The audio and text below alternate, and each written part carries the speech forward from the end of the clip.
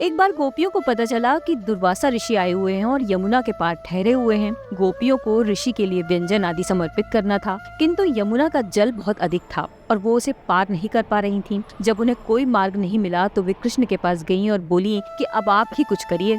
कृष्ण जी ने कहा कि जाओ यमुना से कह दो कि यदि कृष्ण आजीवन ब्रह्मचारी हैं तो आप हमें जाने के लिए मार्ग दे दीजिए। गोपियां मन ही मन हंसी और सोचा, अच्छा दिन भर तो हमारे पीछे घूमते रहते हैं और अब अपने आप को आजीवन ब्रह्मचारी बता रहे हैं, देखो तो जरा। गोपियों ने वही जाकर यमुना जी से कह दिया और आश्चर्य की बात है कि यमुना जी ने उन्हें मार्ग दे दिया।